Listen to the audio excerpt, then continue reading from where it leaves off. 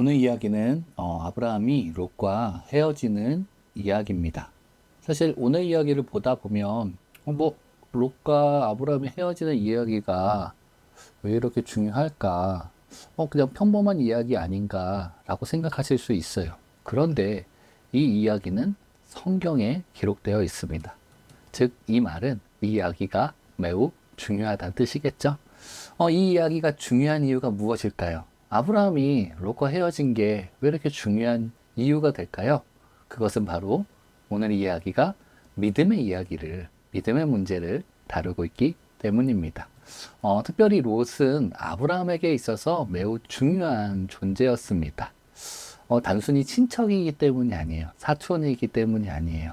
왜냐하면 혹시나 하나님이 아들을 안 주시면 아브라함은 데리고 다니던 이 조카 롯을 양아들로 삼아서 아브라함 자신의 가문을 이어가려고 했기 때문입니다.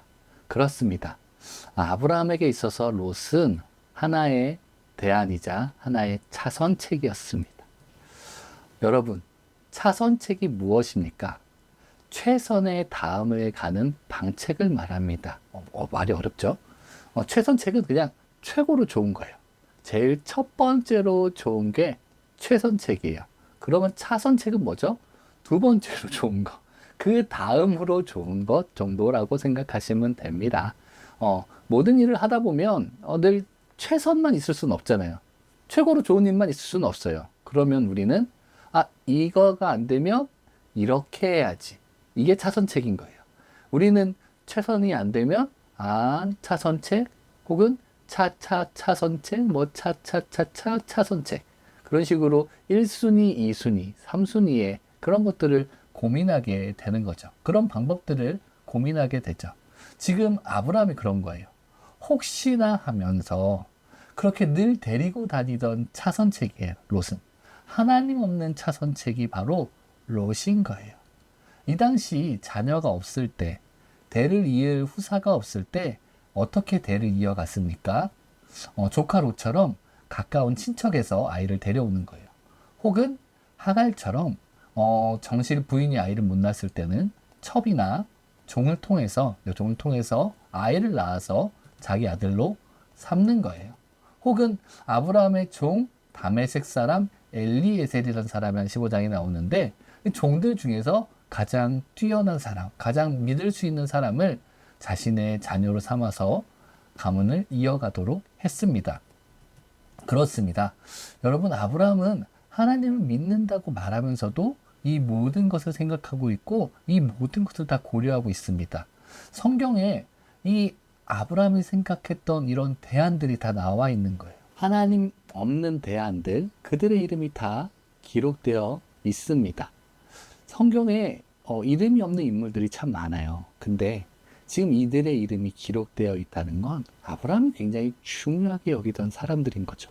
조카 롯, 하갈을 통해 낳은 이스마엘, 그리고 다메섹 사람 엘리에셀까지 그들의 이름이 성경에 다 기록되어 있어요. 즉 아브라함은 이렇게 늘 아들 문제로 고민했고 혹시나 하나님이 아들을 안 주신다면 어떻게 할지 이미 다 모든 대안들을 세워 두었던 것입니다. 그러니까 지금 이 롯과 헤어지는 것이 아브라함의 입장에선 너무 중요한 일이죠. 너무 마음이 불편하고 아쉬운 일이 되는 거죠. 그런데 여러분 보십시오. 이 모습을 보면서 한 가지 생각이 드는 것은 지금 아브라함의 믿음이 온전한 믿음입니까? 그렇습니다. 사실 하나님을 믿는다고 말하지만 아브라함이 온전히 하나님을 믿고 있다. 온전히 하나님을 신뢰하고 있다라고 말하기는 어려울 것 같습니다. 그래서 하나님은 아브라함의 믿음을 위해서 그를 믿음의 조상으로 세우기 위해서 자연스럽게 아브라함을 축복하면서 자연스럽게 하나씩 하나씩 정리해 가십니다. 하나님은 아브라함한테 그 하나님 없는 선택들, 하나님 없는 차선책들을 자연스럽게 하나씩 정리해 가시는 겁니다. 그렇게 조카 롯이 떠나고 나중에는 이스마엘을 떠나보내면서 아브라함의 믿음이 오직 하나님만 믿는 믿음, 전심으로 하나님만 믿는 믿음으로 아브라함의 믿음이 성장해 가는 것입니다. 사실 아브라함만 이런 대안을 가지고 이런 방법들을 가지고 고민하는 건 아니라고 생각합니다. 우리도 마찬가지입니다. 인생을 살면서 우리에게는 롯과 같은 보험은 없나요? 롯과 같은 차선책은 없나요? 하나님, 우리에게는 롯과 같은 차선책, 하나님 없는 차선책은 없나요? 우리도 때로는 그렇게 생각하지 않습니까? 우리가 하나님을 믿는다고 말하지만, 기도한다고, 하나님이 분명히 도와주실 것이라고 말하면서도 하나님이 안 도와주시면, 하나님이 안 들어주시면 어떻게 할까? 그런 길들을, 충분히 그런 다른 방법들을 이미 준비해 두고 있지 않습니까?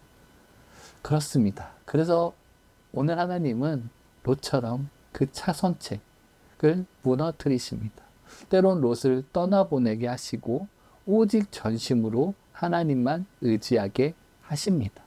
우리도 마찬가지라고 생각합니다. 때론 하나님은 우리가 의지했던 그것을 내려놓게 하세요. 아무것도 의지할 것이 없게 하세요. 결국에는 전심으로 하나님만 찾고 하나님만 의지하게 하십니다. 또한 아브라함의 믿음은 늘 완벽하지 않습니다. 하나님을 믿지만 그는 매번 아들 문제로 고민합니다. 오늘 성경에 기록된 아브라함의 이야기들을 보면 거의 대부분은 아들 문제라고 보면 돼요. 앞선 이야기, 아내를 빼앗긴 이야기도 보면 아들을 낳아줄 아내를 빼앗긴 것이기 때문에 크게 보면 아들 문제입니다. 조카 롯과 헤어지는 이야기도 아들 삼을, 혹여나 있을 문제에 있어서 안 되면 아들 삼을 조카 롯과 헤어지는 이야기 때문에 아들 문제고요. 종 엘리멜렉 이야기도 아들 문제고요. 하갈이 낳은 이스마엘 이야기도 아들 문제고요. 이삭을 낳은 이야기 당연히 아들 문제고요. 이삭을 하나님께 바친 이야기까지도 모두 다 아들 문제입니다. 어쩌면 아브라함이 믿음이 있다고 말하지만 아브라함은 늘 아들 문제로 고민하고 있었던 겁니다. 그러나 하나님은 이 믿음 없는 아브라함을 조금씩 만져가셔서 끝내 믿음의 조상으로 세우신 것입니다. 우리도 마찬가지입니다. 아브라함에게는 너무나 현실적인 문제였고 너무나 현실의 그 문제가 중요했고 아들 문제가 중요했는데 우리도 마찬가지입니다. 아브라함처럼 이 믿음 없는 우리를 하나님께서 믿음의 사람들로 바꾸어 가실 것입니다. 내가 믿음이 있어. 난 믿음 좋지 뭐 라고 믿음 있다 자랑하는 것이 아니라 이 연약한 나를, 실수하는 나를, 정말 하나님 없는 다른 방책들만 고민하는 이 연약한 나를 바꾸어 가실 그 하나님, 믿음의 사람으로 세워가실 그 하나님이 대단한 것입니다. 우리는 그런 하나님을 믿습니다. 연약한 자를 들어 강한 자로 세우시는 그 하나님 말입니다. 또한 둘째로 오늘 롯이 땅을 선택하는 장면을 보십시오. 롯은 물이 넉넉한 곳을 선택했어요. 그리고는 롯은 우리가 봤을 때 좀 그 선택은 하지 않았으면 하는 선택을 하죠. 소돔과 고모라가 있는 요단 쪽, 지금으로 말하면 요르단 분지 쪽을 선택합니다. 그리고는 12절에 보니까 롯은 요르단 분지 중에서도 후지, 멸망할 소돔성에 들어가서 살게 됩니다. 그리고 나서 성경은 말합니다. 여호와께서 소돔과 고모라를 멸하시기 전이었다. 소돔 사람은 여호와 앞에 악하며 큰 죄인이었다 라고 말합니다. 이런 말들을 봤을 때 성경은 지금 롯의 선택을 좋은 눈으로 긍정적인 시각으로 보지는 않고 있는 것 같습니다. 그러나 보십시오. 지금 앞으로 살펴보겠지만 소돔을 선택한 롯은 어떻게 됩니까? 좋은 땅을 선택했는데 그 땅은 롯에게만 보기에 좋은 땅은 아니었던 것 같아요. 남들이 보기에도 좋은 땅이었던 것 같아요. 그래서 빼앗고 싶었던 땅 같아요. 그래서 그 땅, 그 도시들을 빼앗기 위해서 여러 나라들 간에 전쟁이 벌어집니다. 그리고 롯은 이 전쟁에 휘말려요. 그래서 전쟁의 포로로 붙잡혀 갑니다. 사실 아브라함이 나중에 나서서 구해주지 않았다면 그는 그렇게 전쟁 포로로 잡혀가서 끝내 노예로 생을 마감했을 것입니다. 또한 그렇게 아브라함이 구해줘서 포로로 풀려나서 돌아왔더니 이번엔 소돔과 고모라가 하나님의 진노를 받아서 멸망하게 되죠.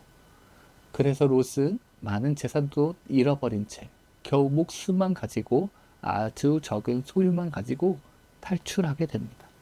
결국 보세요. 지금 롯은 재산을 지키기 위해서 가진 그 재산을 더 어떻게 보면 더 불려나가기 위해서 더 좋은 대안, 물이 많은 땅을 선택했지만 오히려 그 땅은 전혀 롯에게 도움이 되지 않았습니다. 오히려 그 땅 때문에 생명의 위기만 여러 번 찾아오게 만들었습니다. 그러나 어쩌면 물이 더 적은 땅, 어쩌면 더 나쁜 선택을 했던 가나안 땅을 선택했던 아브라함은 어떻게 됩니까? 땅의 축복이 아니라 하나님의 축복을 받으며 땅이 아니라 하나님의 은혜로 평안하게 삽니다. 전쟁의 위기에서 개인이 나라를 이길 만큼 대단한 승리를 겪기도 합니다. 이 모든 것은 하나님이 아브라함을 철저하게 도와주셨기 때문입니다. 또한 보십시오. 하나님은요, 너무나 섬세하세요. 너무나 세미하세요. 롯을 떠나보내고 났을 때 아브라함의 마음이 어떻겠어요? 상실한 마음, 헤어진 슬픔, 또 여러 가지 미래에 대한 두려움, 걱정, 여러 가지 그런 마음들이 들었겠죠? 그 마음을 하나님은 아셨어요. 오랫동안 함께했던 조카 롯과 헤어지고 난 후에 그 빈 마음을 하나님은 아십니다. 그래서 하나님은 롯이 떠나간 이후에 아브라함에게 약속하시고 말씀하십니다. 그것이 15장 17절의 이야기입니다. 함께 읽을까요? 롯이 아브라함을 떠난 후에 여호와께서 아브라함에게 이르시되 너는 눈을 들어 너 있는 곳에서 북쪽과 남쪽 그리고 동쪽과 서쪽을 바라보라. 보이는 땅을 내가 너와 내 자손에게 주리니 영원히 이르리라. 내가 내 자손이 땅에 티끌 같게 하리니 사람이 땅에 티끌을 능히 셀 수 있을진데 내 자손도 세리라. 너는 일어나 그 땅을 종과 횡으로 두루 다녀보라. 내가 그것을 내게 주리라. 하나님께서 아브라함에게 주시는 축복의 내용을 보세요. 아브라함은 어쩌면 조카 롯에게 물이 많은 좋은 땅을 양보하고 스스로 물이 적은 땅을 선택했습니다. 그러나 보십시오. 하나님은 양보한 그 일부분이 아브라함의 땅이라고 말씀하지 않으십니다. 절반의 땅, 부분적인 땅이 아니라 북쪽, 남쪽, 동쪽, 서쪽, 눈에 보이는 그 사방의 모든 땅을 아브라함에게 주시겠다고 약속하십니다. 또 내 자손을 땅에 티끌처럼 많게 하시겠다고 약속하십니다. 내가 종으로 횡으로 다녀보라고 내가 밟는 그 모든 땅을 다 너와 내 자손에게 주겠다고 약속하십니다. 이 약속은 무엇을 뜻하죠? 네가 비록 롯이라는 차선책을 포기했으니 너무나 마음이 어렵고 허전하겠지만 또 미래가 걱정되겠지만 롯이라는 그 인간적인 방법이 아니야. 인간적인 차선책이 정답이 아니야 라고 말씀하시는 거죠. 내가 직접, 하나님께서 직접 진정한 약속의 자녀를 주실 것이라고, 그 후손을 주실 것이라고, 그 진정한 약속의 후손들이 이 땅을 동서남북으로 채울 만큼, 지금 한 명이 없어서 고민하고 있는데 동서남북으로 채울 만큼 땅의 티끌만큼 많아질 것이라고 약속하시고 말씀하신 것입니다. 그렇습니다. 우리가 가지고 있는, 우리가 붙들고 있는 그 차선을 포기할 때, 그리고 하나님만 붙들기 시작할 때 하나님은 진짜 하나님의 일을 시작하십니다. 우리가 하나님만을 전심으로 믿을 때 우리가 그냥 그저 생각한 수준, 우리가 양보한 그 어떠한 적당한 수준이 아니라 하나님께서 하시는 진정한 더 크고 놀라운 일을 보게 될 것입니다. 말씀을 정리하겠습니다. 우리가 이 시간 우리의 차선책들, 우리의 롯들을 내려놓읍시다. 하나님이 아닌 다른 인간적인 방법들, 하나님이 없는 차선책들이 있다면 이 시간 다 내려놓고 오직 하나님만 붙들기를 소망합니다. 그렇게 우리의 그냥 생각에서 그냥 이 정도면 됐지 뭐, 이 정도면 하는 그저 그런 차선책이 아니라 더 놀랍게 일하실 하나님만 바라봅시다. 그렇게 하나님만 바라볼 때 하나님께서 분명히 일하실 것입니다. 그렇게 우리의 인생을 인도하실 그 하나님만 바라보며 내 생각을 내려놓고 내 틀을 내려놓고 오직 하나님만 의지하고 하나님의 은혜로만 살아가는 저와 여러분, 우리 마음심 교회가 되길 소망합니다. 감사합니다.